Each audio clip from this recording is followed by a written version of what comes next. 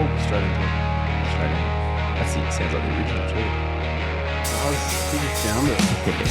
Righto, the Four Wheel Drive podcast driven by Shelter. Welcome back. We've got Geoff with us still from Seriously Series. Thanks for hanging around with us, mate. No worries. Another There's no shelter. point. Yeah, another shelter and shelter. That's all you can ask for. Southern Riverman, Let It Ride. I don't know if I mentioned that already. The Four Wheel Drive podcast on Instagram. All of our episodes over on BackChat's YouTube. Patrons, want to throw out our thanks again for your support. If you want to get over to it, patreon.com/the Four Wheel Drive podcast. Go and have a look. It's a bit of fun over there. What's the numbers? Yeah, didn't check on that last. Are we talking? We're definitely Last ep. double digits, aren't we? Or Yeah. triple Yes. digits. Yeah. Nah, we're not triple. Are we triple? Jaden's scurrying. Let's be optimistic here. We're Come not on. triple. Jaden's We're not scurrying triple. over there to find We're the not numbers. triple. What have I got today? 33? Nice. 33 patrons? I feel like that's gone down one. That might be a Turkey steady. tree. Mate, sometimes you need to go backwards to go forwards. And that's just life. And if you want some merch, these, see them? Yeah, you yeah. can see it on the Yeah. screen. But Ooh. that's over on BackChat's website. BackChatStudios.com.au/shop. Is that correct? Yeah, you're good, mate. Good. You didn't put that in. I'm glad you got that. You're good.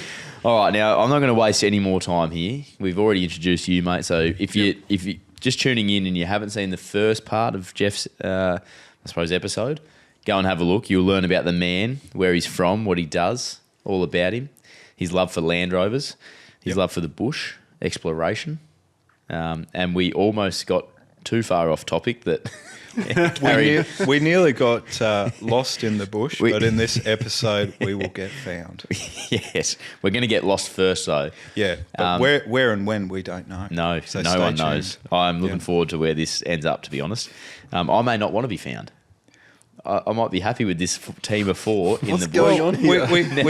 We have been talking about a friend of the I'm podcast. lost already. Well, that's nice because I was lost most of the half of the last one. So, all right, on the radar straight away, we're going to get into it.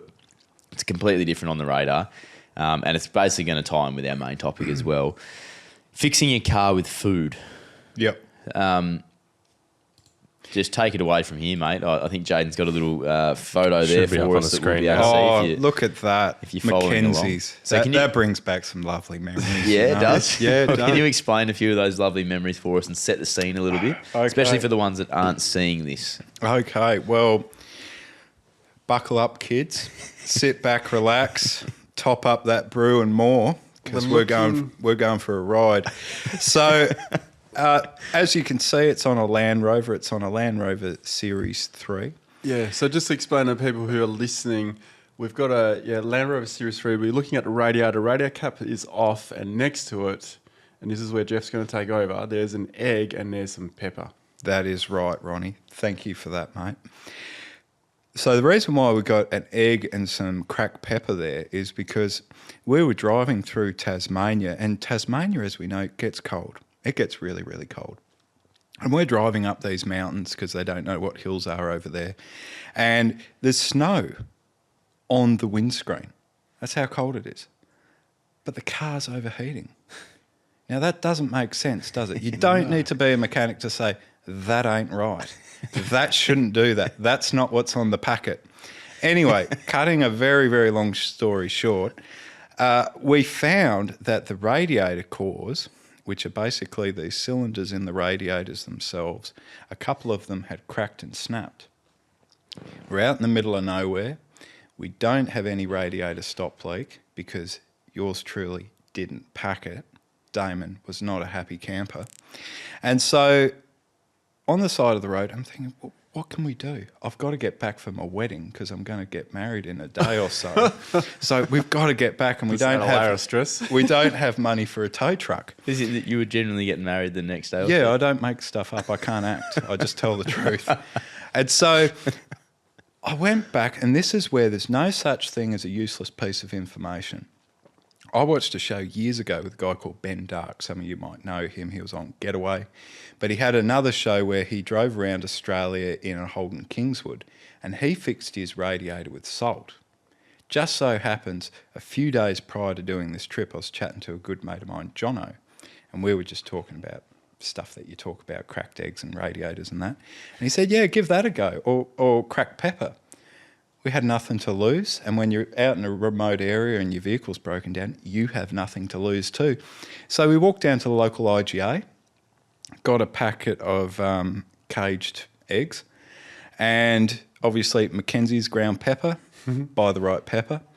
And so we got the caged eggs, which are a bit smaller, so we thought, well, 2, 1 is none, chucked that in there, poked the yolk in, and then we just thought 2 tablespoons of Mackenzie's ground black pepper would work. Chuck that in too, 6.5 litres of water out of the tap, and started the Landy up. And 3 mountain ranges later, it didn't overheat. The only downside with that was that the overflow bottle overflowed, and that went on the exhaust, and it smelt like off oysters. But we got home to tell the tale, and that's what it's all about. You know? Yeah. So that's one you can use. Porridge is another one. Yep. Anyway, sorry, Ronnie. Yeah, just going Pull back. me back here. So with the egg, like, How does it work? well, the egg could work on its own, right? It could, but we just Yeah, just why like not? you said, one we is had none, we had 2 is. Yeah. we had cracked pepper on the shelf, so Sure. you know, why not put a garnish on your meal? You know? But you're right. You can use, and Ronnie's spot on there. You can use cracked pepper just on its own. You can use eggs just on its own too, and you can also use instant porridge is another one that works really well. Interesting. So what they all do is the same, basically. When you boil the kettle at home and it gets to the point where it's just about to boil, it starts rattling around and it's hissing or it's screaming or something like that. It's releasing the pressure. And when you put the egg in or the cracked pepper or the instant porridge, all it's doing is going to that point where the pressure's released. Now, your radiator will change in temperature, but it'll run at around about 80 degrees centigrade. So that'll actually take the egg down to the point where all the water's getting released. The egg is obviously thicker than water. It'll get stuck there, and because the egg's high in protein, it'll actually solidify and go really, really hard. And we've all burnt an egg on the barbecue, haven't we? And we've all burnt it in the fry pan, and we know how hard it is to get off. That's exactly what it does. Now, the plus side of it is that the egg will go through the rest of the motor, but you can clean it out. And this is another little bush mechanic trick, Duggo. The humble dishwasher. You get 2 tablets, Ronnie, and we've talked about this. Yes. And you put your new radiator in, you fill it up with water, you crush up the 2 dishwashing tablets and put that in. What do dishwashing tablets do? They clean egg off your plates. They do the same for your motor. So they'll actually clean everything out of the water jacket of the motor, dump it out of the radiator, and you can start fresh. Now, if you use silver solder, that won't be the case. Because it's solder, that'll get actually deposited in different parts of your motor and you'll never get it out. Yeah. So that's that. You get it pump. Everything's got to come out then. Exactly. All your hoses. Well, there's that, Ronnie, but you'll actually physically in the water jacket and the moulding of the motor, it'll never come out of there. For the right. life So of the that's motor. basically get yourself home alive situation if you're going to use that. So use egg. It's cheaper. Eggs and if you need a break, boil an egg, fry an egg, scramble it, whatever you want to do. Make a quiche if you're really fancy. I don't mind a quiche. A quiche? I like a quiche too. is I'm in for a quiche. Yeah, I'll have to show you how to make my Bit of feta short and a crust bit of pastry bacon. out bush. It's quite good. And there's no such thing as useless information. Is that the That's the key. yeah? We're very dismissive in this age with social media because we all, like to think we're right. But just listen, keep an open mind, and it might seem useless at the time, but what we have to remember is the situations that we have here, like in this studio here today, are completely different to when you're out in a remote area. You're in a different environment, you're doing different things, so the information that you might be dismissive here might be incredibly useful out there. I like it. It's a really good way of looking at it. Yeah. Now, another one I want to touch on is a banana peel. Yes, how can we use that? Yeah, because I think you just went I and don't bought a think I've banana. heard this one before. Yeah. Have you Banana got peel. have you got that Ronnie, you got banana, a banana peel there, peel, yeah. Ronnie? I think it's over there. Oh, it's over there. That's okay. I thought you That's okay. purposely bought that in our little No. intermission there to. Oh, you didn't. No. You just felt like a banana. No, like, I don't. Jaden's going to the bin. This Oh, is- he's got a whole banana. He's got a whole banana. This is purely Caught it in the organic. bicep. Now, Squashed it. Ronnie's had a big day here, so I'm sure he can have another banana. And if I can get the thing to actually open up. He's There we go. overfueled now. That reminds me of that movie with The Rock. Throw a berry. Throw a banana. Can I do that? So You can too. He's been working hard, the big fella. Sorry, viewers. there you go, Ronnie, from me to you, mate. No, okay. There we go. Look at that. So, no, a banana is a great source of, I believe, potassium. But Magnesium too. Magnesium too, thank you, Ronnie. So good for keeping your electrolytes up. Duggo would know that, being a professional footballer, as I learnt the other day. I don't know much about football. But anyway, it's also a really good lubricant. So if something's becoming quite hard to actually slip on, just get a banana peel, rub it round a couple of times, and Bob, your uncle, he might be your uncle. That is So, actually yeah. so true, because you He's always mine. got to wash your hands after handling a banana. That's so, right. You know what else is good? Your earwax. Oh, there you go. No way. There you go. Yeah. That's getting pretty Bear Grylls here, Well, but I like it, he's- Ronnie. Keep going. The reason why I went for the earwax is because when I did this survival course, we're trying to start a fire with a bow drill. Oh, yes. And the best way to do that is you put a bit of earwax on the top of the stick that's spinning, because you got pressure from top, and then it can freely spin. And you want the bottom, obviously, no earwax on that, so it can have friction. Yep. And then the friction starts the fire. So earwax would work. That would work too. That would work very, very well. And I'll tell you what, every time I get home from the bush, those cotton sticks there, They're pretty red, huh? yeah, Or white, they're if pretty you think. thick. I'm going to choose to stick with the banana if I can. But Yep. as Geoff alluded to, there's no such thing as useless information. No, if that's I right. don't have a banana, my ears are always There you go. ready for a clean. There you go. You know, an interesting thing about bananas. I just came back from Shark Bay, right? And I had some bananas, and they were left in a paper bag because it's the best place to put them. But they got a bit black. So Yeah. at camp, I left them outside just because the bread was starting to absorb the aroma and all that. Sorry to stop Yeah. you there, Ronnie. You never want to put your bananas with all the other food. No, you don't, because it sets it all off. Exactly. Yeah. And when you're operating machinery, never have a banana. It'll fall on you. But anyway, keep going. Or on a boat. Yeah, or on a boat, you'll fall off the boat. So the bananas attracted a ridiculous amount of moths. Really? Like, you wouldn't believe how many, like plague proportions of moths. The moths just came out of nowhere. I kid you not. We were sitting there that night, and then I felt like a banana. Yeah. So I went to grab a banana, and I was like, what is going on? The whole banana covered in moths. Really? I was like, wow, this is really cool. In the recent trip. Yeah. Yeah, right. This is up at Point Perrin. So Yep. like just plagues of flies in the morning or during the day, and then plagues of, if you got a banana, Yeah. moths at night. So I went to bed, I left it there. The next morning, even more. I'm not kidding, eh? Yeah, right. Like tiny ones to big ones. It was incredible. So I think there's a couple take-home messages here, just to put it out there, Ronnie.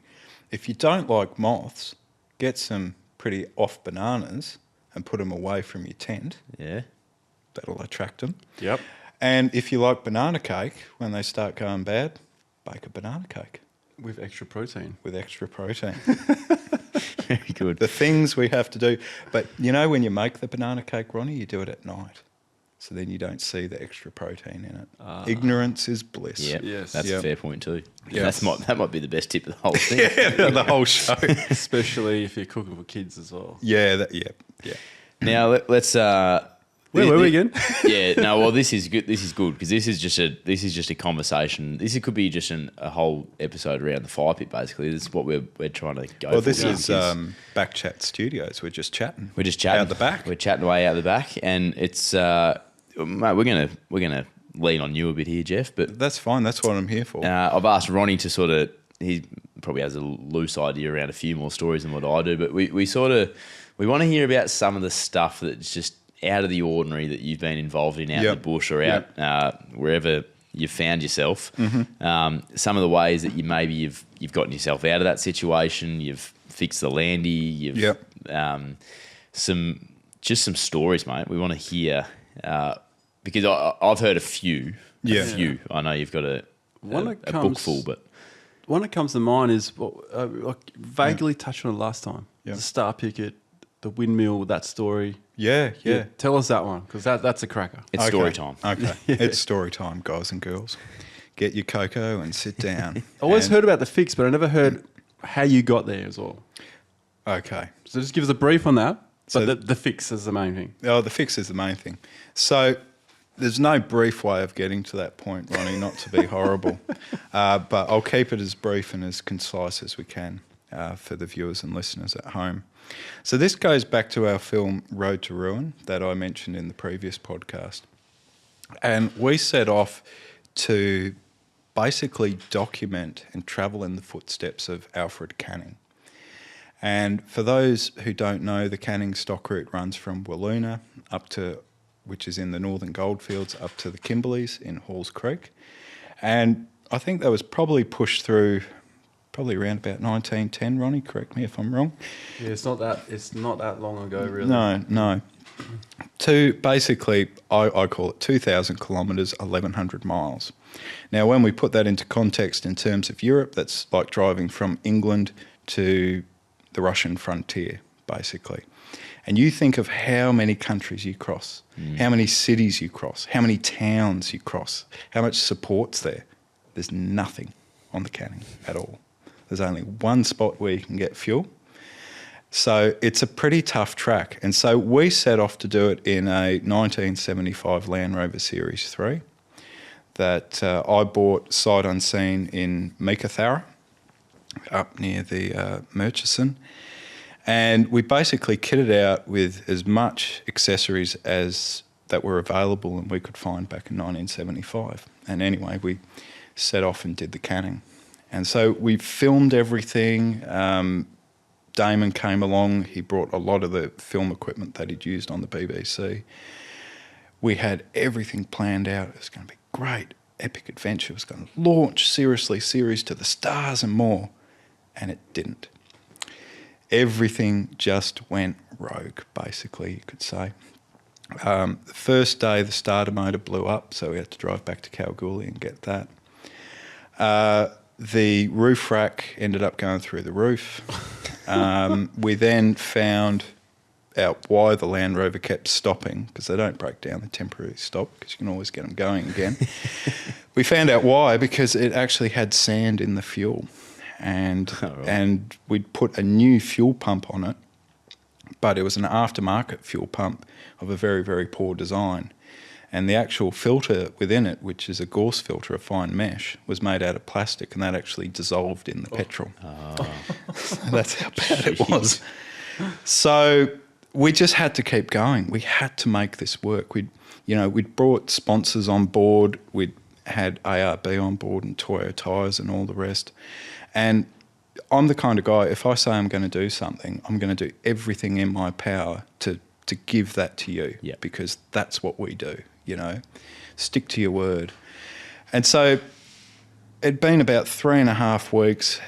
Everything had gone wrong. We finally were getting close to the halfway point on the Canning, getting close to a community called Coonawarrigi. We thought, right, let's put all the reserved clean fuel that we have in the Series 3. Let's see if that makes a difference. We were only getting 50 kilometres a day with maybe 6 to 10 breakdowns or stops, where we'd have to rebuild the fuel pump, rebuild the carburettor. The fuel pump would overheat, so we'd have to actually get wet toilet paper and wrap that around the casting, and then the valves would pop out of it because of the friction of the sand in the fuel. And then put this clean fuel in, and we're getting 150 kilometres out of that day by 2 o'clock. We'd started at about 8. We'd done 150 Ks by 2 o'clock. We were just creaming it. It was great. And then Damon was driving it. I was feeling crook because I'd had some well water that I guess just didn't agree with me, so I was in the support vehicle. Didn't pull it? No, we did, but I don't know. Yeah. It just didn't like me, Ronnie. That well just didn't like me. What number was that? I can't remember. They all merge into one. But anyway, Damon went up this dune and Claire was in the car, my now wife, and they went up the dune, and the tracks on the canning, they actually like zigzag up the dune. They don't go up and over like on The Simpsons. So they got up to the top, and on the top of the dune is where the softest sand is, as you know, Ronnie. Damon down changed into first low, let the clutch out, and that snapped our axle. Oh. So after modifying all of it and then getting back to civilization because we were running out of food and water, we then decided to get to Newman. And we camped near a Lembedel marker. Woke up the next day doing our little checks around the Series 3, and there was always something wrong. And Damon goes, Geoff, look at the motor. It doesn't look right. I go, what do you mean? I said, it's in the car. He goes, nah, look at it. I looked underneath and he was right. It was leaning over by 25 degrees like that. And I couldn't understand why we were driving it the previous day while the throttle kept sticking and while the handbrake kept coming up. So what had actually happened is the two engine mounts had snapped. The passenger side gearbox mount had snapped. So the whole motor was actually being held up and from not going out of the car along with the gearbox by one mount and the actual handbrake, which I just really didn't have a lot of sympathy for the vehicle at that point, as you can probably understand. So I'd just get my foot and just put it on the handbrake, and that'd stop it from coming on. So as you're driving? Yeah, as I'm driving, and I'm driving a two-wheeled open differential front-wheel drive vehicle at this stage on a track, and so the whole thing's just pulling, side to side, and it's a buck and bronco of a thing. It would have been pretty. That would have been pretty traumatic for that engine to drop out like that. Yeah. Look, even just getting to that wouldn't have enjoyed it. No, like getting out of the car, the cushion had come with you every time up to that point. You were that clenched. So we're just like, by that point, we were just not over it, but there was so many problems we'd overcome. It was just another day. So we're like, right, what are we going to do? So, and this is a scenario that any of us do. You look around. What do I have? Not what don't I have, what do I have? So we looked around. Okay, we're near a bore. We're near this Lembedel marker. Is it a bore? No. What's all that steel over there? Went over, had a look. It was an old Southern Cross windmill that had been bulldozed 2 days earlier. Ah. Oh, really? 2 days earlier? Yeah. Call it whatever you like, divine intervention, the universe, whomever. There's definitely something at play. I'm sure we would have pulled it down anyway. Yeah. Anyway, this was an old Southern Cross windmill from the 1930s, so it was fitted together with these Whitworth bolts.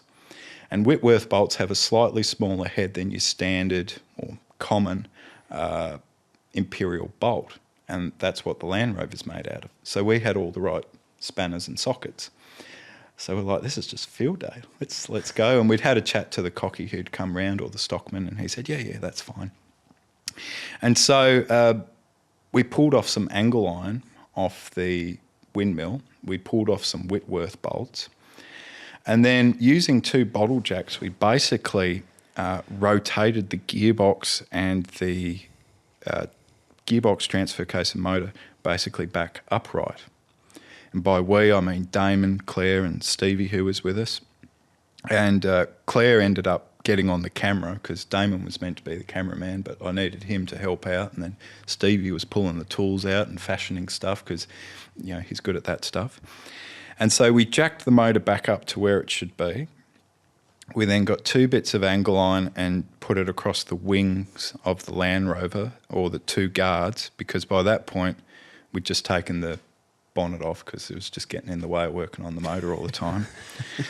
And then we put 2 ratchet straps around it and held it in place. And I said, oh, that's really good, Damon. We'll just tow it into Newman like that. And Damon's like, no, we won't do that. We'll drive it in. Oh, but it's going to get hot. Oh, I'll go find something. So Damon's a bit of a farmhand. So we went over to this old disused stockyard and got all this old fencing wire, which is like real heavy gauge. And so we wrapped fencing wire around the front of the motor up to the angle iron going across and the rear of the motor and made basically like a sling. And then tensioned it, or Damon tensioned it just using a big flat-bladed screwdriver and, just like twisting it. Yeah. So that held the motor in place. And then the gearbox mount that was just obliterated, like it broken, Stevie and I kind of stuck it back together using Celastic or silicon, gasket sealant. And then it had 2 stud plates either side. So we cut the studs off and drilled a hole through and then put a Whitworth bolt through. And then we chucked that into the car, started it up, and then we drove into Newman. But we did make a call on the satellite phone to, what was it? Forget the name. It'll come to me anyway. Perth-based Land Rover company, TDA. Fantastic company. They ordered in a axle and all the bits we wanted to the Newman post office. So we just hoped that there was plenty to do in Newman. So, so we drove into Newman essentially with half a windmill on the front of the car. We got to know everyone at the caravan park.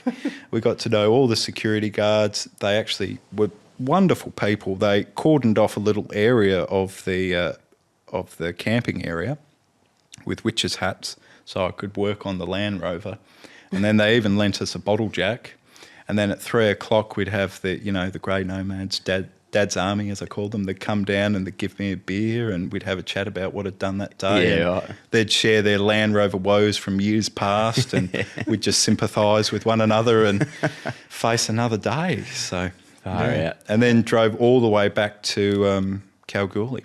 Yeah, right. We fixed it after that. I fixed it after that and put an axle in. But the brakes, we pretty much drove most of the Canning stock route without brakes because the main brake line from the front to the rear developed a hole. And so your front brakes on your car actually do most of the braking, not the rear. So in the end, I ended up just cutting the brake line and basically bashing it flat with a rock and a punch and then folding it over, so essentially crimping it. Yep. So we had front brakes. So I drove the car around like that for probably 4 months before I could actually get a brake line made up. So, Where'd you learn all of this? Like, is this just been through years of, like we sort of spoke about it earlier, but is it just through years of T&E on it and just...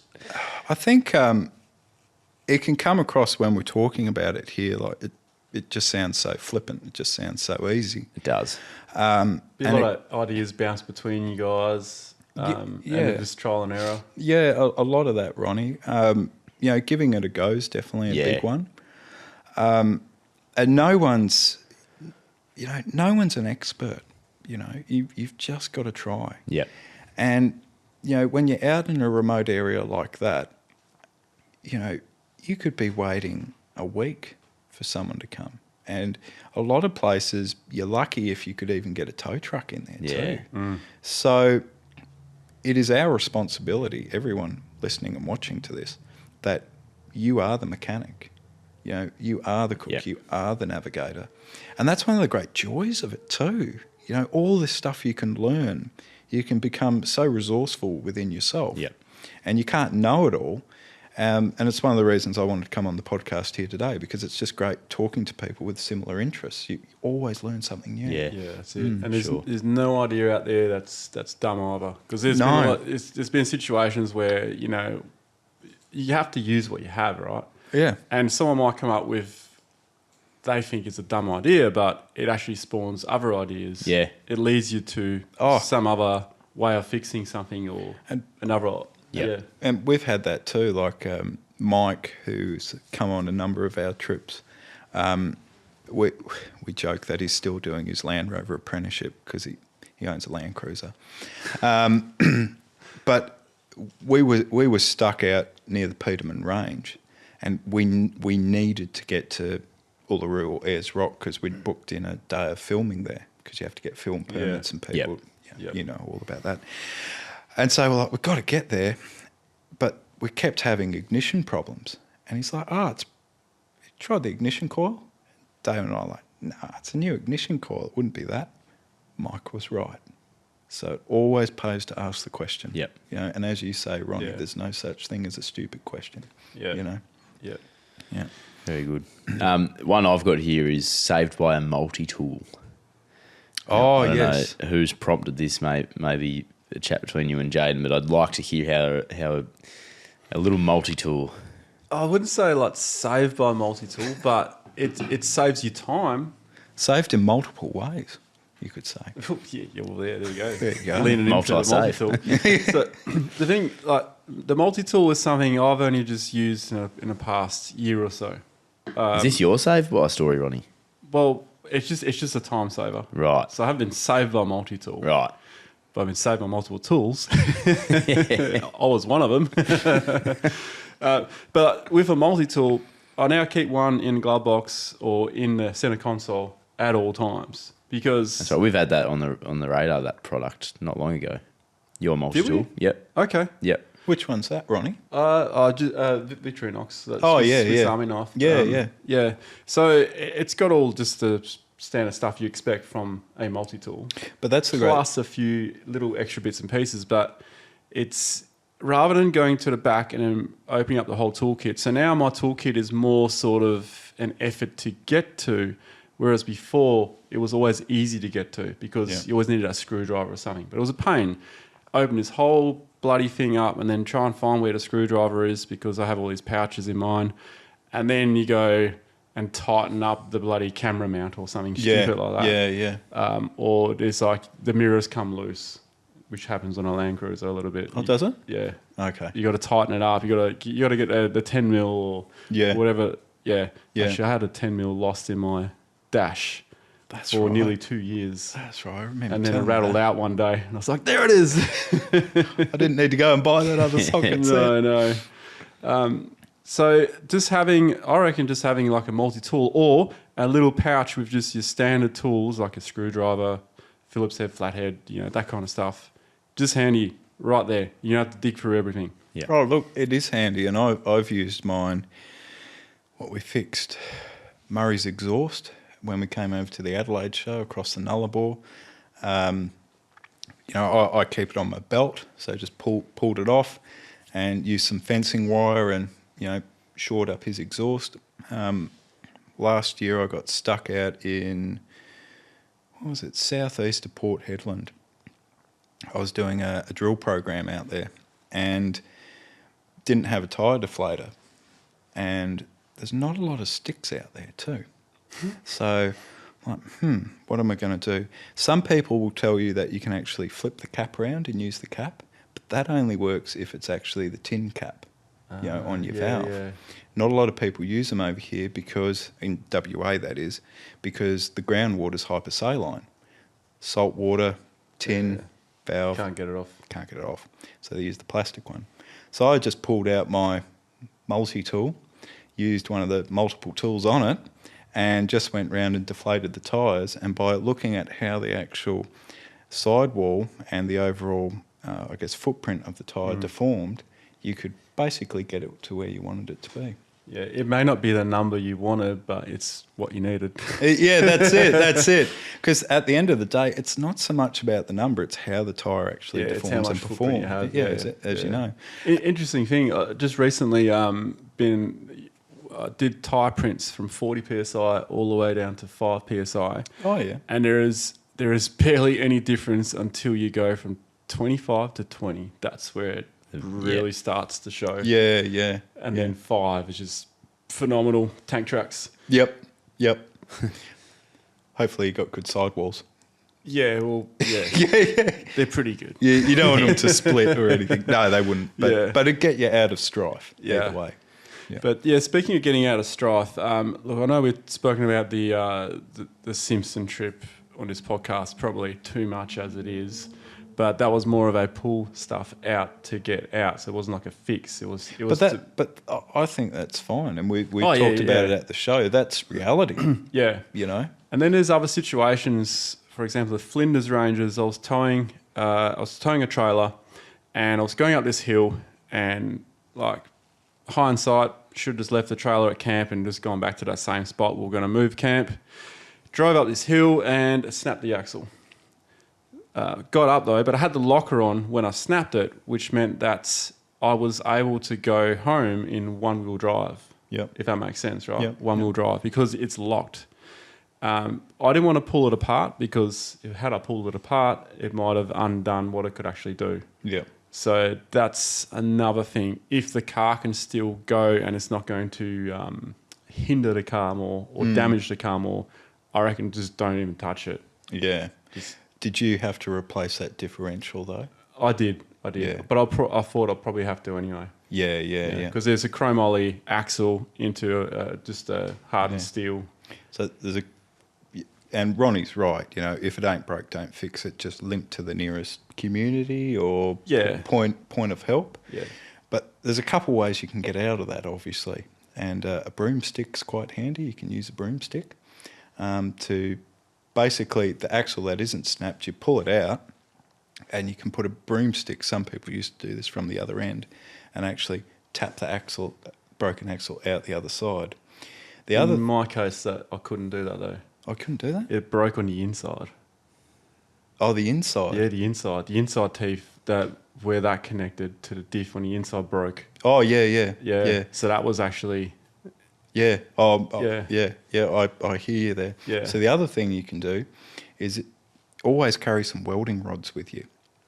And using a 12-volt battery, you can actually link the... we've always got answers here on the Four Wheel Drive podcast. You can actually... We do now. You can actually link the welding rods together to make them the right length. Oh. And then you can very carefully put it in and tack it on and then pull it out. Now, the other thing you can do too, and because we had a snapped axle, as I mentioned. That's a cool idea. It does work, but sometimes it doesn't. But the easiest thing to do is to take the axle out of the other side if it's a fully floating axle. If it's a semi-independent like a Patrol, it's a bit more difficult. You've got to pull a lot more things apart and get a tow truck. But if it's fully floating, pull the axle out that isn't snapped, pull the axle out that is snapped, and then take your rear prop shaft off. Now, once you've taken your rear prop shaft off, what you can actually do is then basically take the differential out, and this is what I did. And by using a thin-bladed screwdriver, I pushed it through the spider gears or the gears in the centre differential round to the actual axle, the part that had snapped. And by hitting it with a club hammer, I actually shot it out the other side. Now, all done in a caravan park. And then looking at the axle, it was really interesting. When an axle actually snaps, it actually twists like toffee and then it just breaks. So Damon's got that, I've got the other bit. So they're our paperweights in our office. But by doing that, you can then put a new axle in. The other thing is, with Ronnie's situation, by taking the prop shaft off and taking the axle out that wasn't broken, along with the broken remains, you can then isolate that differential. So then you're not running the risk of all the broken shards, basically, and we talked about this, Ronnie, off camera, going around in the differential and doing all this damage, because a new differential, depending on what vehicle you have, can be really, really expensive. Yeah, so just for our listeners that may not be so mechanical minded, so prop shaft, that's what's coming from your transfer case to the rear differential, driving it. So if you remove that, you're then isolating the back. That's right. And then if you're removing the axles, then you're isolating the ability for the turning motion from the wheels to then go to the differential in the centre. Yep.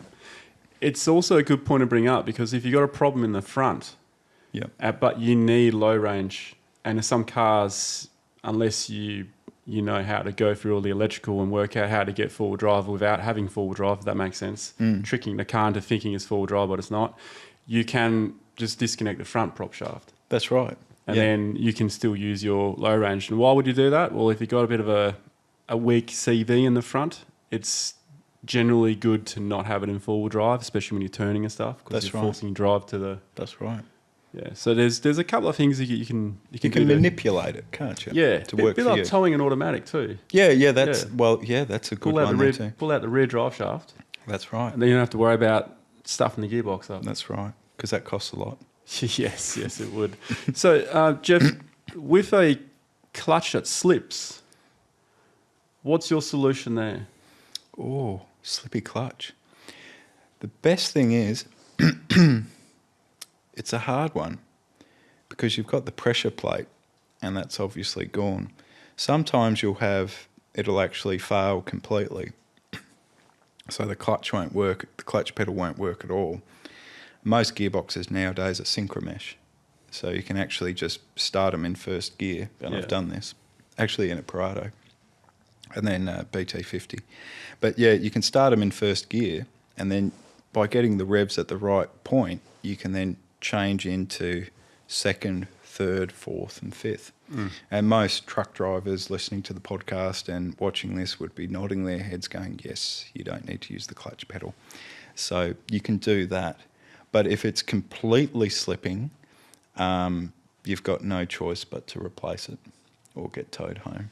Yeah. So Mel Leyland from the Leyland brothers did make an attempt at doing that, and he used glue and sand in the middle of the Simpson Desert and popped it in. How And did that go?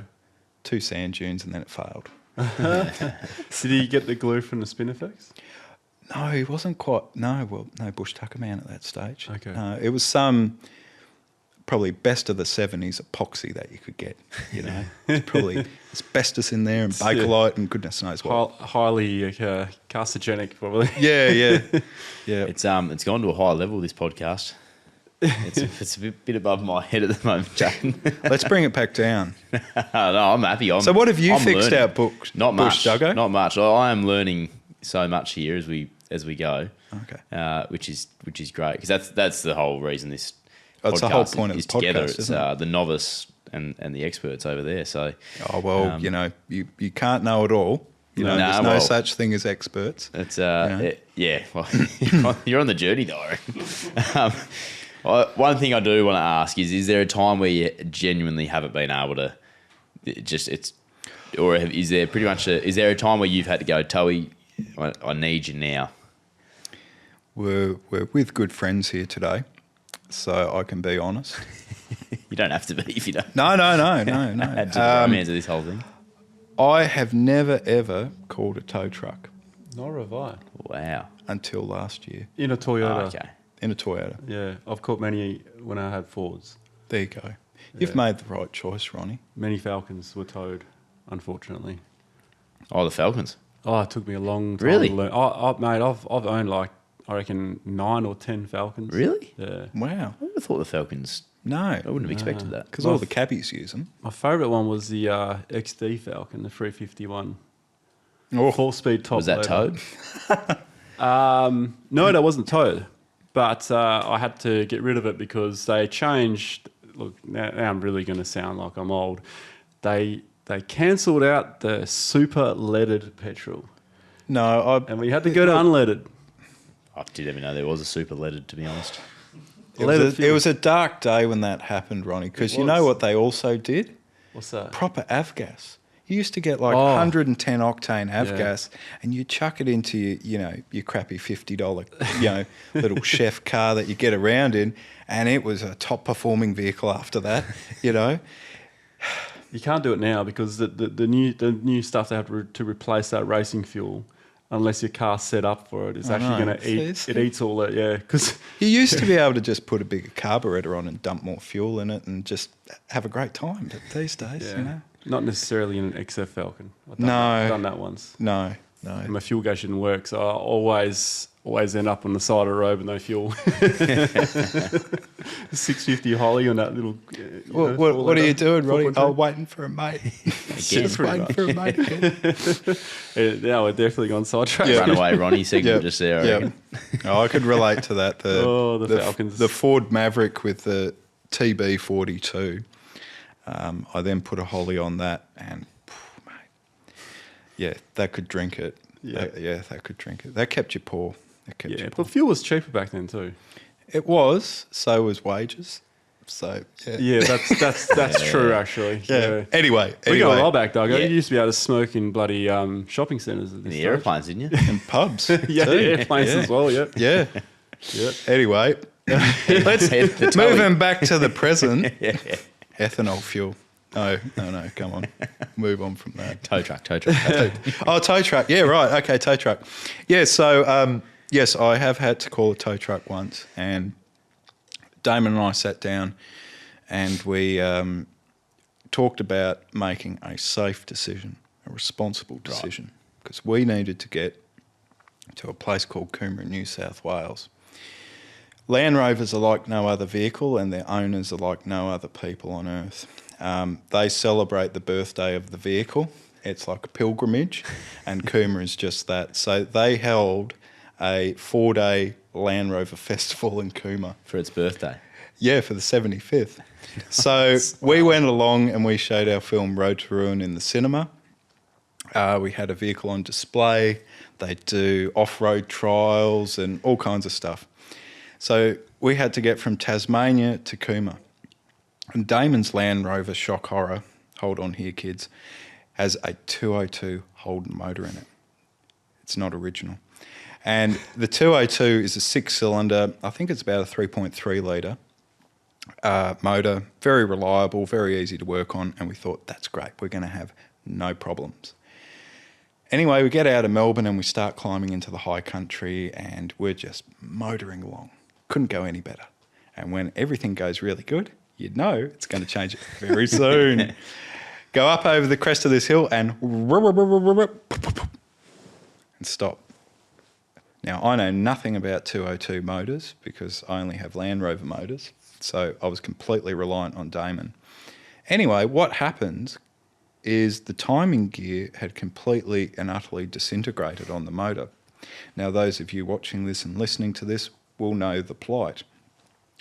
The timing gear on those is made out of what I call the best of the 70s. It's Bakelite, it's asbestos, it's everything you could want in a vehicle and more.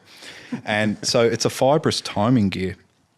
And it then runs on a metal timing gear that's actually on the crankshaft where the pistons run on.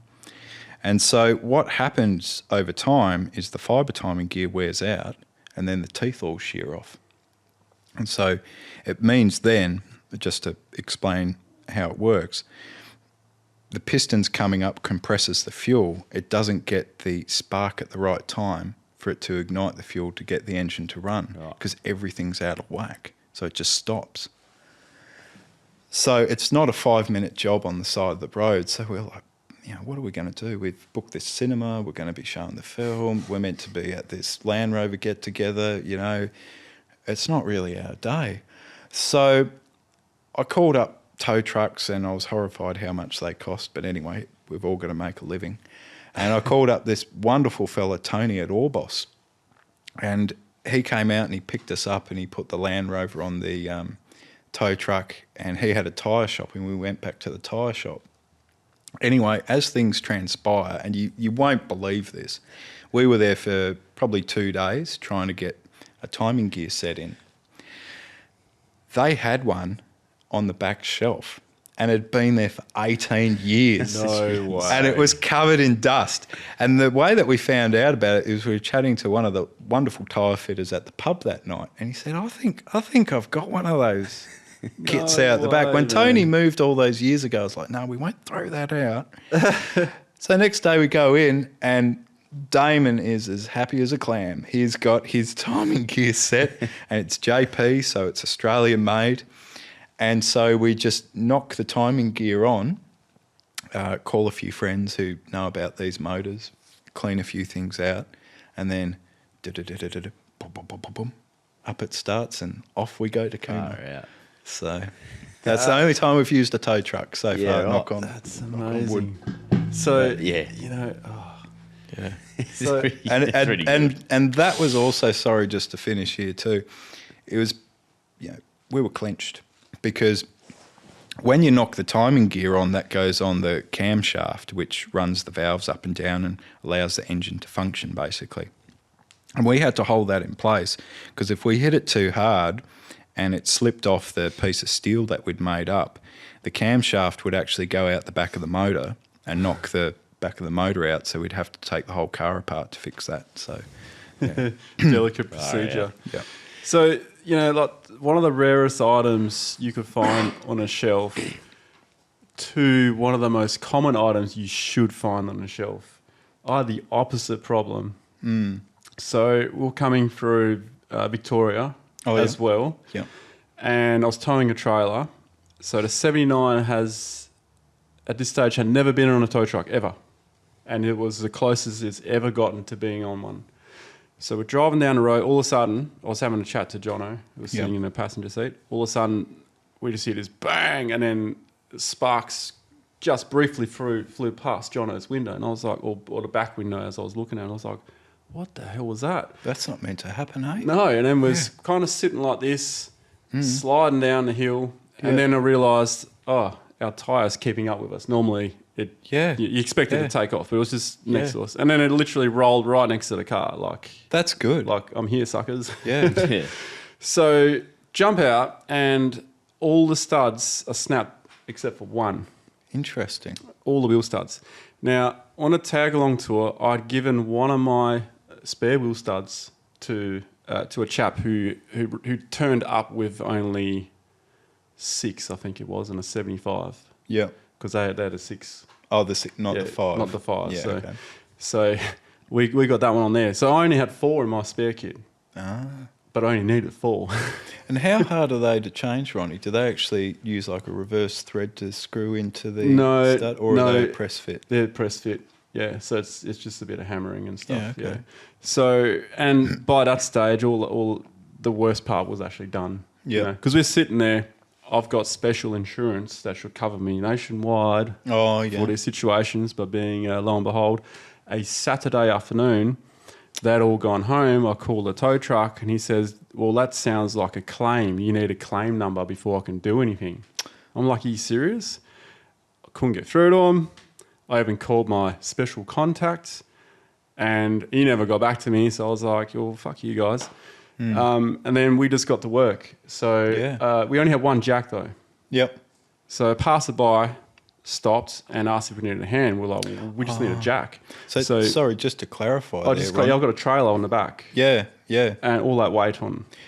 But with that too, you're trying to jack the car up to a certain point to get the jack under to then jack it up properly. Yes.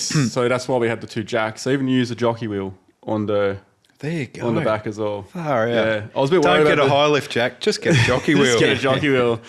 So we were just winding these others up, and by the time we got it up, all the firewood came out. Oh yeah. And that got stacked underneath like a lot of it, just to make sure, right? Yep. Because the firewood's it's Jarrah. It's good firewood. Yeah, actually, it wasn't Jarrah because I bought it over there. So probably gum. Yeah, it was red gum or whatever. Oh yeah. So that was really holding the car, which is good. So we gave them the jack back, gave them a big thank you. They took off, and then I was just knocking out the broken wheel studs, and as you do, then getting in the new ones and pulling everything apart. Now I lost 20 mil off the brake disc. Wow! Oh, really? And now sliding down the hill. Really? Yeah. Wow. Now, did that cause any problems with the braking in the vehicle after that? Well, I just didn't use the brakes until I got to town. Okay. So thankfully, we're only like 30 k's from town. Oh, okay. So we just had to kind of turn around, got into town, starving, all the bloody places that shut except for KFC, but only the drive-through was open. And I was like, there's no way I'm towing this trailer through this tight-ass drive-through. So did you do walk-through? We did, actually. That's great fun. They serve you? They eventually did, because I just kept knocking on the window. What town were you in? You got to do the car effects too. Right? Yeah. Jono sitting in the passenger seat next to me. It's a hybrid. It's quiet. I'll have to look at the map again. Oh, yeah. Don't know. Yeah, I've forgotten the bloody town name, but it's kind of sort of closer to... we're on our way to Mount Gambier in South Australia. Oh, right. So, yeah, okay. So it's... Oh, man, I know the town. It's just right there, but it's just not here now. Sorry? Horsham? No. Not like it's... Yeah. Anyway, so we went to the visitors area and then just camped there tonight, so just slept overnight. Yeah. woke up, went to, because we had, I forgot something here. I had all my wheel studs, but I didn't have the wheel nuts, Oh, yes. right? So I had to steal one from each wheel. So each wheel now had 4 wheel nuts, but all 5 wheel studs at this stage. So the next morning, woke up, had to go to 2 different car stores, Repco and Super Cheap Auto, to get enough To do wheel the job. nuts. Can you believe that? Like Well, was there any tyre shops open or anything like that? there was a Sunday though, because it's Saturday and then a Oh, Sunday. good point. So and we had to wait till I don't know, it was like 11 or 10 o'clock until they both sort of open. Got to break this rotor. While I was there, I just changed all my brake pads as well. Just might as well, already dirty. Put the car back together. It's all souvenirs too. Might as well just do a service. Yep. And Souvenir drove on out parts. of there. Yeah. Yeah. Yeah. So I had a lot of problems with brakes in that car on that last stint I did on the way back. Yeah, but that was the closest it's ever been to be on a tow truck. Otherwise, it's actually limped home 3,000 kilometres with one axle, and that was the long axle. So you had to accelerate to do a right and decelerate to do a left. Really? Yeah, it just assisted the car doing it. Yeah. Yeah. And then as soon as I hit dirt, I'd just chuck it in 4-wheel drive because then I had 3-wheel drive. Yeah. Love it. One more from you, Geoff. I want to know the one that you're most, not, I'm thinking proud, but almost where you surprised yourself a little bit. If you've got one that comes to mind where you're like, that was pretty good by me. Yeah, look, there's Shake my own hand. there's so many, and I think all of them, it's just remarkable, and you can't just stand. I certainly don't stand there and marvel at myself. I don't have time for that. I'm on to the next thing. But that's just not me. That's just not who I am, and it's not who Damon is. I guess one that I was reflecting on the other day when I was driving down here, and just thinking of, what we'd talk about here today was nail files for manicures and pedicures. Yes. I know where you're going with this. Ronnie's on the ride. So we were on a trip filming our feature film that's coming out later this year, Dust and Dreams. And we were driving up the Great Central Road, and we just camped somewhere between Laverton and Warburton. And Damon didn't want to, well, he wanted to cook, but he said he couldn't cook. So I said, look, just do whatever you want. We're going to love it. So I sat down, had a great meal, really enjoyed it. Mike really enjoyed it.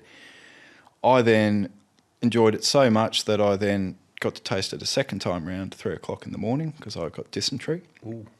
And then Damon woke up and he looked like the Elephant Man. His eye had actually swollen up completely. And then Mike, who'd never really been out the bush in a swag, woke up looking 10 years younger. So go figure. And then the Series 3 just thought, well, I need a bit of sympathy too. I'll break down a K from camp. So I'm leaning on the car feeling like death warmed up. Damon's meant to be the cameraman, but he can kind of only half see. and Mike's just, happy as He's Larry. trudging along. He's like, hey, do you want me to take some more photos here? Do you want to take me a bit more footage? Oh, yeah, whatever, Mike. You do whatever you want. You just keep it rolling, mate. Okay. It's all good for TV. Yeah, it is, Geoff. Yeah, it is, eh? Yeah. Anyway, and so we're on the side of the road for about 3 hours, and the motor was a newly rebuilt motor. And as it transpired, Damon, with his bionic eye that was swollen, somehow deduced that the ignition points, which open and close and basically transmit the electricity through the distributor to all the cylinders to make your motor fire, basically, and run, had burnt out. So they're basically joined together or welded together because there's so much current going through them. And as fate would have it, they were fuel miser points, which are German, and I went and bought all these genuine points that were Lucas Electric, and they were all Imperial. So the actual nut to hold them in place, which we only had one of because the Lucas ones didn't come with a nut, wouldn't fit on because they were 2 different thread types. so we couldn't use all the spare points we had. They were pointless. Dad joke there. So, you know, what are we going to do? And Damon's like, well, actually, it comes back to the multi-tool. He's like, oh, I'll just scratch them. What? Yeah, I'll just scratch them. Oh, yeah, sure, Damon. I'm feeling like crap. So he scratches it. Yeah, turn the key, Geoff. Okay. Boom, boom, boom, boom, boom, boom, boom, boom, boom. Running a bit rough, and it starts up. So we did that 3 more times before we got to, I think, Warracoona or Giles Weather Station. And there's some lovely people that run the Roadhouse. They're really nice people. We bought a half-used belt off a belt sander. And what do you think was there, Ronnie? Nail files, you know? And different types, because I didn't know this. You're talking about the emery boards? No, I'm talking about like a one's steel little nail file. Yeah. No, one's for your fingernails and your toenails. Yeah. We're getting into beautician stuff. Yeah, but like that's like emery boards. Yeah. And so I didn't know this because obviously I, don't get touched up like that with my hands and that. Don't you? No. I must be missing out. But you can get them in different grits or different coarse and fine. So we'd get the coarse one and just whip that through the points, and then we'd get a finer one, whip that through the points, and then the Series 3 would start up again, and boom, off we'd go. Did you have to do it again after that? We did. We spent, it was quite demoralising that. It stopped in a creek bed, and then these fellas came past. A dry creek bed. Yeah, thank you, Ronnie. Yeah, we're not in the Victorian high country. Sure. Yeah. In a dry creek bed, under a tree with a shade, always a good spot to pull over. These fellas came past in a Camry with very few windows in it apart from a windscreen, and they went off. We were there so long we saw them come back again. Anyway, we ended up finding out that the ignition coil, which was brand new, had broken down inside and was basically putting too much electricity or current through the points. Right. So we bought a second coil with us that was kind of like an old spare, and we chucked that on, and then it was fine after that. But we got more spares in Alice Springs. We got that. Yeah. Yeah. So too much current that it would heat it too much, and it would just fuse together each time. Basically, creating almost like an arc weld. Yeah. Or a welding. Because the gap is really small already, right? That's right. Yeah. That's right. I think it's 0.45 of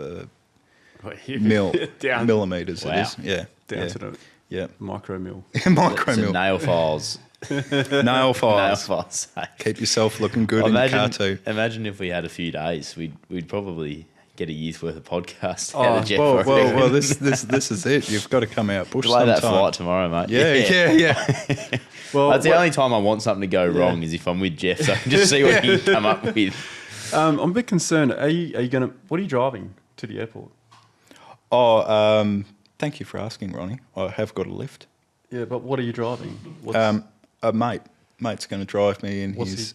he driving? He's got a Parenti, but I don't think he'll take me in that. He'll actually take me in his. I think it's a GTR Yaris. That's probably a good choice. Yeah. Considering that Camry drove past you twice without windows. Exactly. Yeah. Toyota, it can get you there. One thing, we're going to go to some. We're going to go to around the fire pit here because again, time has just gotten away from us. Aren't we still around the fire pit? Yeah, well, true. We're just going to get some other people in. Oh, okay. But one thing I do want to mention is whilst listening to all this, the fact that you know so much about how to fix Land Rovers isn't quite selling the Land Rover to me. No, it isn't. It isn't. And no disrespect. No. Your choice there. But this is the. Oh, hey, that's the elephant in the room over there. Look, the thing is, there's a couple things why these stories have come about, and there's another. I keep saying it. There's another couple podcasts there too. But basically, I've given it a lot of thought, and it comes down to lack of maintenance. Not on my part, but that's usually when things go wrong.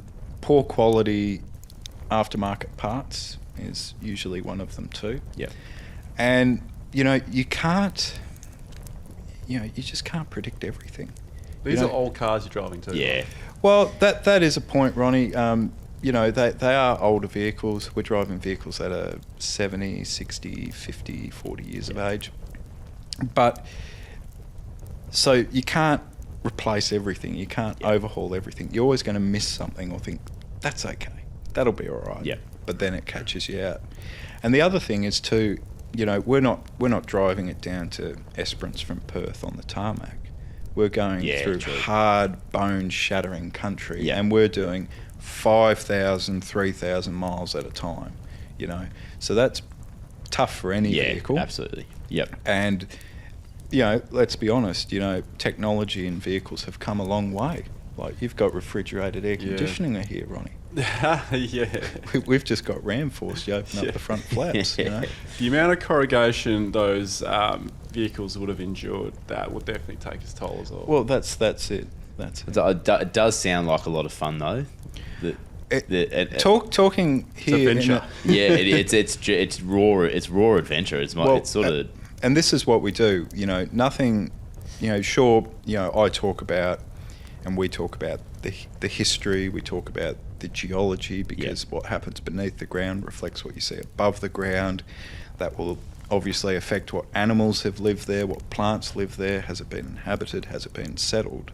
We talk about all that, but the Land Rover and what goes wrong is sort of completely unscripted.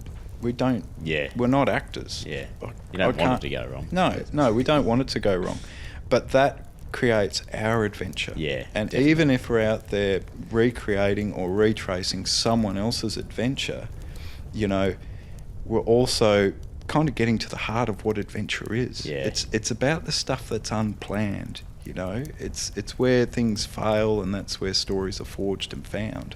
Problem solving. Exactly, Yeah. problem solving. Yeah. And these are the things that when you rock up on Monday, you're going to be talking about that. Yeah. Yeah. Yes. And you're going to bore everyone at work because you're going to be talking about it for weeks. But you're going to feel like a true hero because you made it back. Yeah. You know?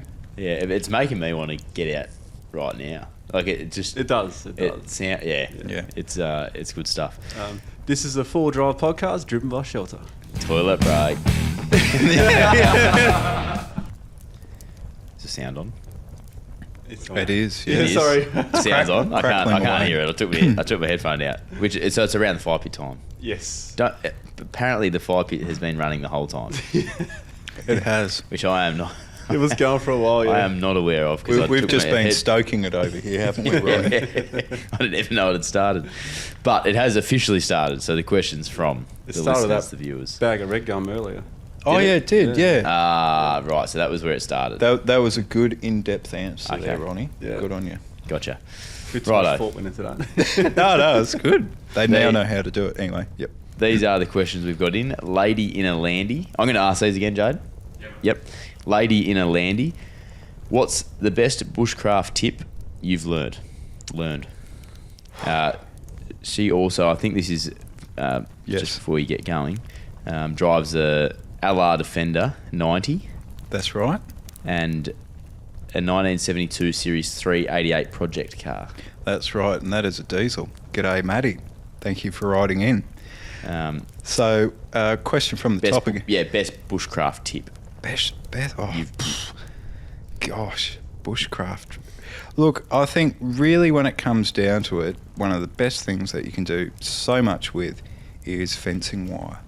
And you would know, Ronnie, that you come across it everywhere. So if you see a bit on the track, chuck it in the back of your car, because it might fix your car. You might have forgotten your toasting fork, or you can even make a compass out of it too to get you back home. Or even like a fire tripod thing. There you Hang your little thing, hang your billy can off it. Yeah. There you go. I do prefer 1.4 mil because it's more bendable. That's right. Now, let's go off on a tangent here. Let's go on a Ronnie ride. We might as well. Now, when it comes to fencing wire, Ronnie, you know your fencing wire, don't you? Yeah, well, look, fencing wire's pretty brittle. It is, because it's stronger. galv, isn't it? Yeah. But what's the Well, good stuff? What's the good stuff, Ronnie? Mild steel is the Mild- best stuff. There you go. Mild steel. It's more flexible.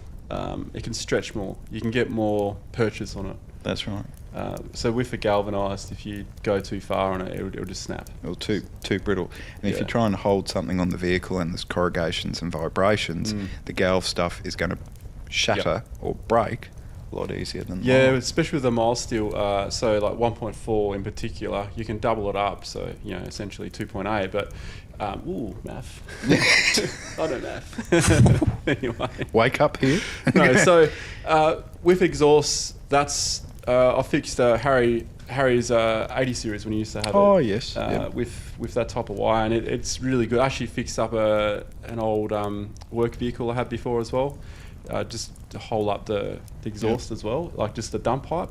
The old man's exhaust as well. So there's actually there's a lot of exhaust. There is, and even electrical wire, copper wire works quite well too. It stinks a bit because you burn the conduit off, but after that, it's just beautiful, What about the pork roast on the Nullarbor, Ronnie, that you cooked up for us? Oh, did you do that on fencing wire? Yeah, we did, didn't we? Yeah. Yeah. We didn't have a trivet, so we made up a trivet with See? that Good wire. by Jaden. He remembered that one. And- He just punched it into me. And That was a good roast. That was a fail, but it turned into really good roast. Yeah. and then you get to take a souvenir home, and I'm sure you'll use that again. Yeah, I've You know? got a few bits of Memorabilia? Memorabilia. Yep. The memorabilia is the one that costs a lot. Like a chrome ollie snapped axle, but but when you find those other little stubby bits of axle that's like almost like looks like someone like sheared it off out there. It's like a straight cut, but you got that little twist in it. It's nice. Yeah. Righto, Anyway. next one. Linesy.43. Has the Series 3 been revived, or is it still a work in progress? It is still alive. So Is this a stage one?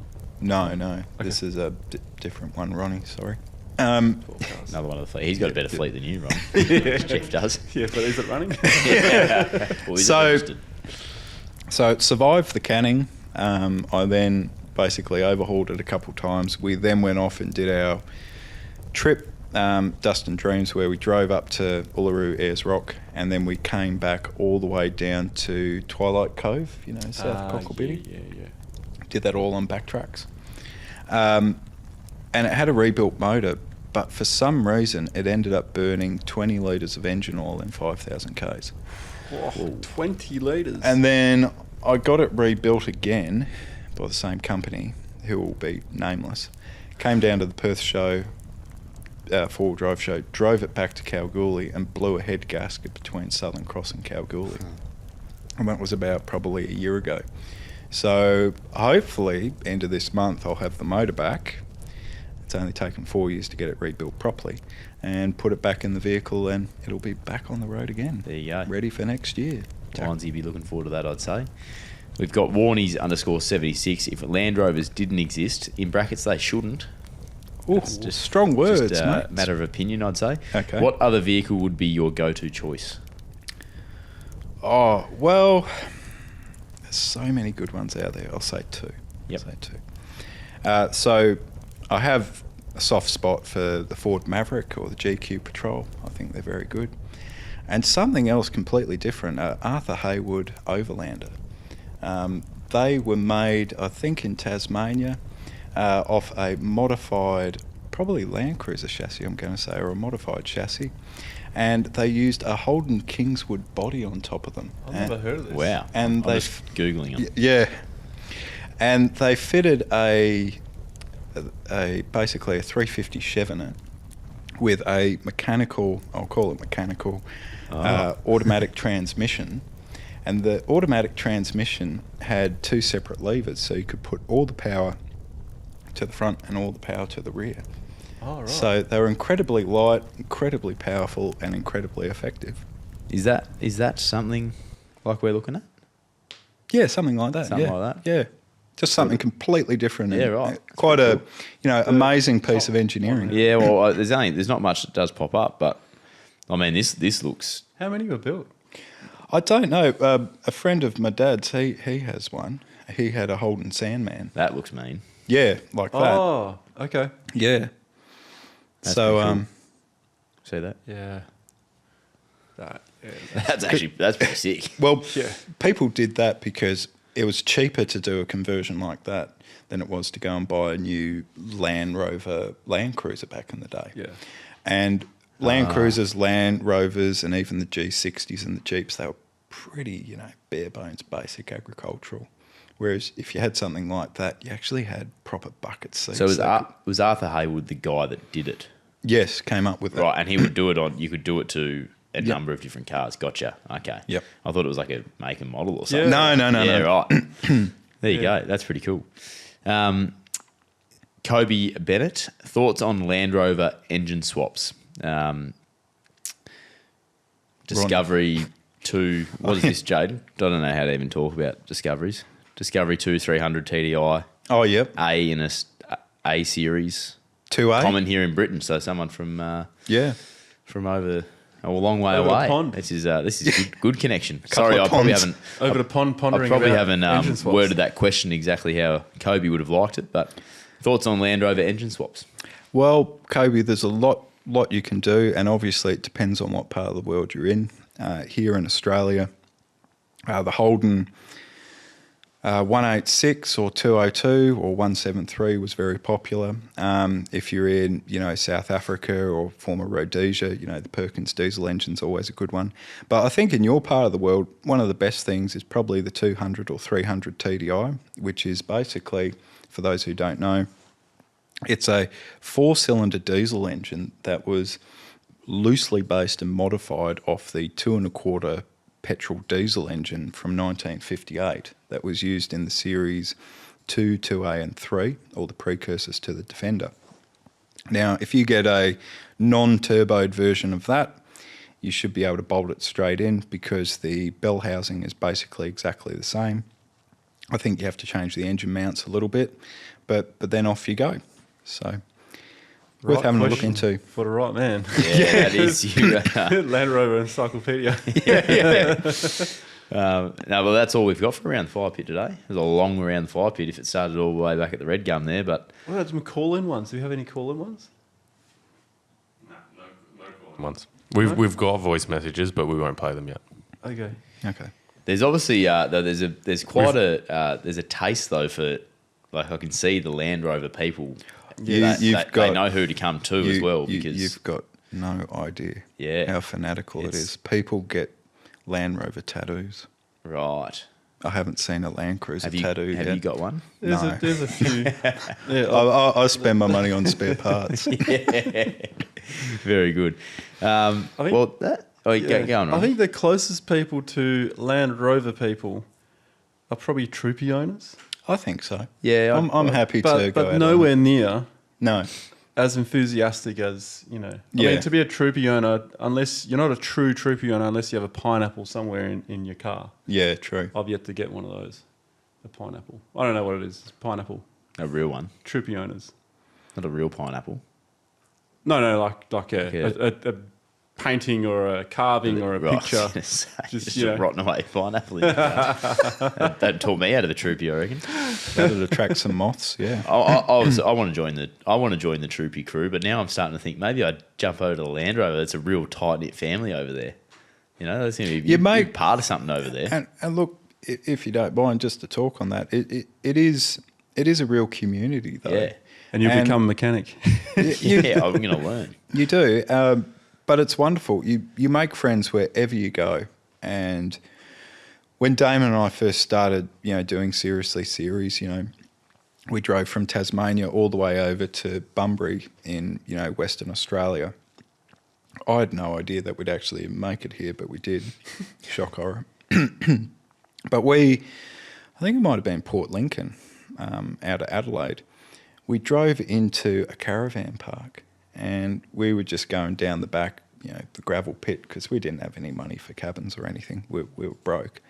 And we drove past this family and they got up and they were just ecstatic because they saw this Series 2 Land Rover driving past and they had a Discovery 1. And we ended up going out with dinner with them. And it was just wonderful. It was like, didn't know him from a bar of soap, but no time had passed, and it was just wonderful. Yeah. So it's really, really nice that, and that's something that you just don't kind of get on the same level with other vehicles out there. particularly other four-wheel drive vehicles. Very good. Righto. Well, we've taken enough of Geoff's time. He's got a big day tomorrow. Sitting on a plane. Yep. Yeah, it's a big day. That takes it out of you, mate. It does. It'll be a shorter day for you tomorrow, though, won't it? You could say that. Yeah. I'm going not quite back to the future, but maybe just a bit. Yeah, a little bit. How long's the flight? Tasmania from Perth? Well, it's sadly, I was telling Duggo they don't do a direct flight at the moment. Oh, really? So yeah, it's a big day, Ronnie. I got to fly to Melbourne, and then usually it gets delayed a couple times, and then I got to fly to Hobart. There's no plane from Perth to Hobart. They do it on and off, and when they do, it's so good. Oh, it's because it's off season, or I don't know. that is Can't weird. answer that either. It is. Anyway, Moving on. mate. Top travel tip right there for you. Yeah. Stay on the Sky Scanner. Quick one again, where to find what's coming up for you. Road to Ruin, Dust and Dreams, was it? Yep. When are they? Where are they? Just in case people don't go back to last ep. Definitely. So if you want to have a white knuckle ride, you might spill a beer or two. I can't save you from that. But you want to learn about bush mechanics and see a raw and real adventure, check out our film Road to Ruin. Type it into Google. Road to Ruin by Geoff Lewis. You can watch it on Apple TV. As of next month, it will be coming out on Google Play, YouTube Movies, Amazon Prime. And type in Seriously Series into YouTube. You'll be amazed at what you can find. And there's plenty of seriously good content and more there for you to check out. Beautiful, mate. That's a wrap. That is a wrap. That's a wrap, mate. Thank you very much for coming on. No. Spending Those. hours with us. We could have spent hours more too, mate, but it's getting late in the night. So it is. We really do appreciate you coming on, sharing all your stories, all your knowledge, and I'm sure we've only scratched the surface on it. Yeah, sure. We'll see you back again. Yeah, no. I'd love to come back. It's been great fun, and it's always nice just catching up with, as I've said, people who have a similar interest and just nice people. Yeah. Perfect, mate. Well, appreciate it. Thanks, Ronnie. Thanks, Jaden. The Southern River Band with Let It Ride, they'll see us out. I can't hear it, so I don't know if it's going or not it's again. Going right it's now. cranking. It's cranking. The 4 Drive Podcast on Instagram. All the episodes over at BackChat's YouTube. Thanks again to our patrons. Patreon.com/the 4 Drive Podcast if you want to get over there. And the merch at BackChatStudios.com.au. It is getting late. I'm hungry. There's one other that I forgot. Jaden? I don't think there was there one. Did you? What did you forget? No, there's something else. Did The voice Music, messages. socials, YouTube, The voice Patreon, messages. merch. Oh, He loves the Keep them voice coming. messages. We love our voice messages. Anyway, that's it. All right. Well, goodbye.